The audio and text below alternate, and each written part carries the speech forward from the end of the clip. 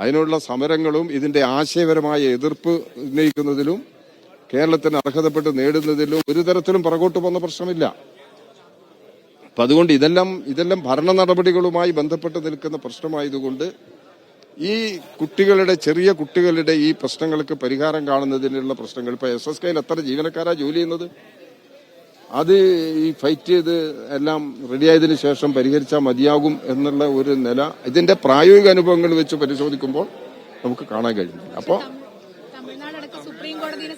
തമിഴ്നാട് പോലെ അല്ല കേരളം.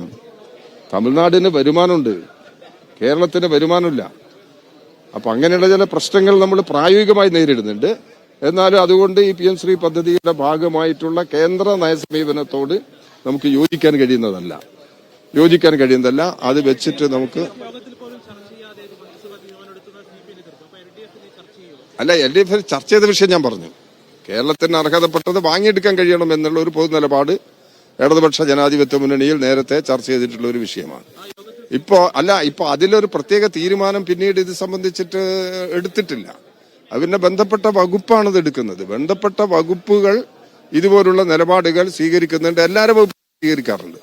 എല്ലാവരുടെ വകുപ്പിലും അത്തരം സ്വതന്ത്രമായ നിലപാടുകൾ ഈ പൊതു നയത്തിൽ നിന്നുകൊണ്ട് സ്വീകരിക്കാറുണ്ട്. അതാണുള്ളത്. ഇപ്പോൾ അതിന്റെ വിശദാംശങ്ങൾ പരിശോധിച്ച് വിശദാംശങ്ങൾ എന്താണെന്നുള്ളത് നോക്കട്ടെ, അതിനുശേഷം ഞാൻ പറയാം. ഓക്കെ, തീർച്ചയായിട്ടും പരിശോധിക്കേണ്ടി വരില്ല.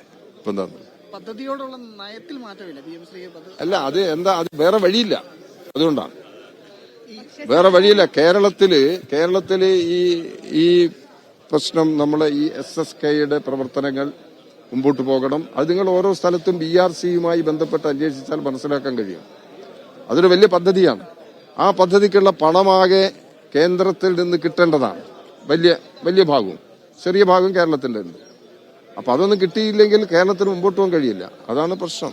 നിങ്ങൾക്ക് വേറെ ഒന്നും കോൺഗ്രസ് 5 ദിവസത്തിനുള്ളിൽ നടപടി എടുത്തില്ലെങ്കിൽ ശക്തമായ സമരത്തിലോട്ട് പോകും.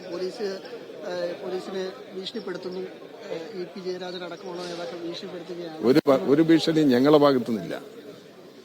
ഞങ്ങൾ അവിടെ EP ജയരാജൻ അവിടെ പ്രതിയോഗത്തിൽ പ്രസംഗിച്ചത് ഇങ്ങനെ അവരെ ഭീഷണി വിലപ്പോകില്ല, അതിനെക്കുറിച്ച് അവർ പരിശോധിക്കണമെന്നാണ് പറഞ്ഞത്. അവരെ ഭീഷണിയെ കുറിച്ചാണ് പറഞ്ഞത്. അവര് എല്ലാവരെയും ഭീഷണിപ്പെടുത്തുകയാണ് പല രീതിയിലും.